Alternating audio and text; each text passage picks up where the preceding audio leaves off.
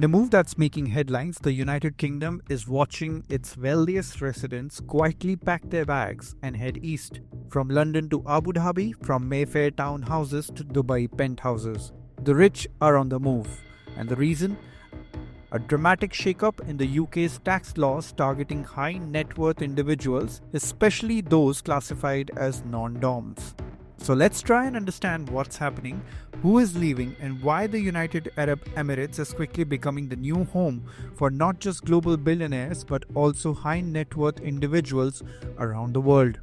A non-domiciled individual or a non-dom is someone who lives in the UK but claims their permanent home or domicile is in another country.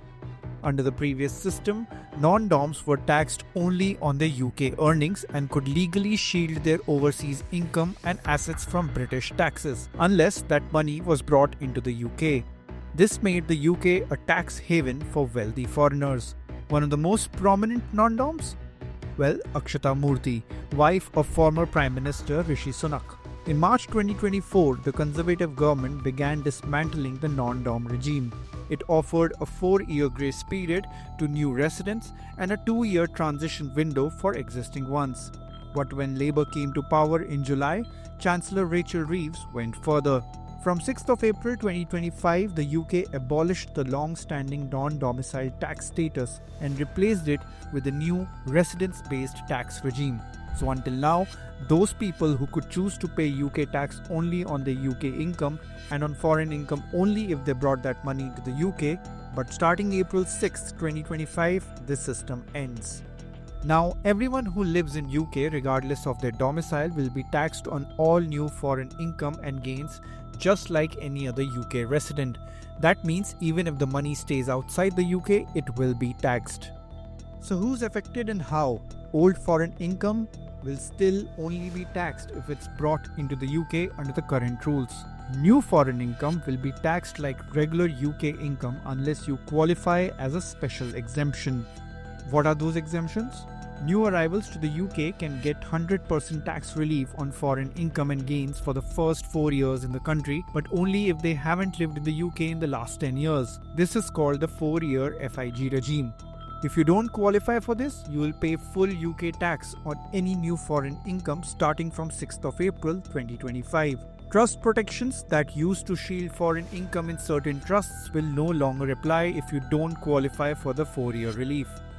There are special transitional rules which are foreign assets you owned before 6th April 2017 can be valued at their 2017 worth when calculating the capital gains tax. There is also a new option called the Temporary Repatriation Facility. For 3 years, that is from 2025 to 2028, you can bring old foreign income into the UK and pay a reduced tax rate of 12% for the first 2 years and 15% in the third year. This applies even to foreign income sitting in trusts. Inheritance tax is changing too. Instead of being based on where you are domiciled, inheritance tax will now be based on how long you have lived in the UK. If you have lived in the UK for at least 10 of the last 20 years, your foreign assets can be taxed, even if you leave the UK. This rule lasts for 3 to 10 years after leaving. Foreign assets placed in trusts could also be taxed, depending on your residence history. The concept of domicile will no longer determine UK tax liability. Instead, tax will be based solely on residency. This move is expected to raise up to £2.7 billion annually by 2028-2029. But it's already triggered an exodus of the ultra-rich. Among the first to leave are Bharti Mittal, son of Airtel founder Sunil Mittal, a top shareholder in BT Group. He quietly changed his residence from UK to the UAE. He also set up an Abu Dhabi branch of his investment firm Unbound. Joining him is Nasser Suarez, Egypt's richest man, who has moved to Abu Dhabi and Italy. The billionaire Lazari family, known for their London real estate empire, now reside in Cyprus. And more could follow, according to reports, including Lakshmi Mittal, who's the steel magnate behind ArcelorMittal. After 3 decades in the UK, Mittal is reportedly considering leaving over the new tax regime. If he exits, it could mark one of the biggest departures yet, with an estimated £14.9 billion of fortune potentially moving offshore.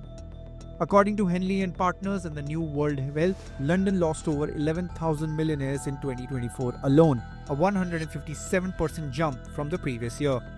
The capital's billionaires' population has shrunk by 12% since 2014, and for the first time in decades, it's dropped out of the world's top 5 wealthiest cities.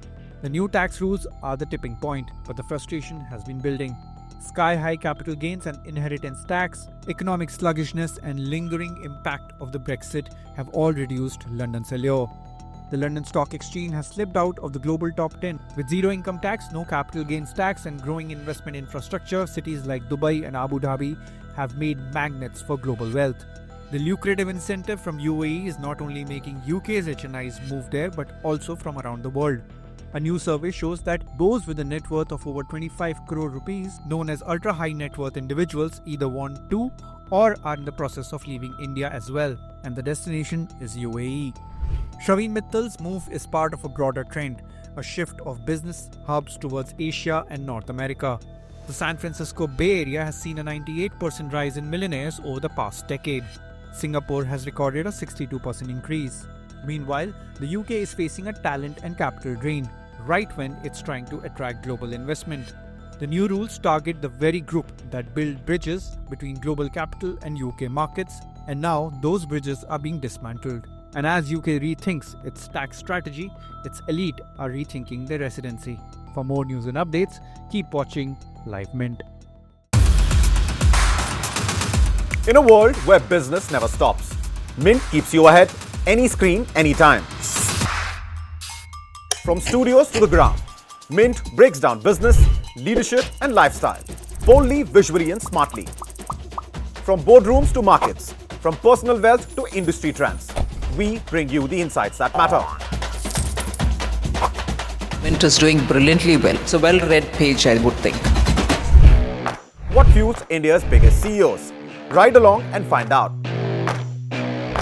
I have to work that much harder. I have to put that much more in. Over the years. Yes. Earlier I could say, no, I can't afford it. Yeah. But now I can. Want to invest like the pros? Learn from India's top market experts. Things like that worry me about markets. I don't want to buy a house to invest. Your money, your future. We make finance simple. Step inside breathtaking homes and the creative minds behind them. So we are at the house in Camellias. I think Camellias is the most expensive property in the NCR and probably the most expensive in the country. India's real estate scene decoded. No jargon, no fluff. Home buyers will have more bargaining power. It's a great time to buy a house as well. Some chase success, others create it.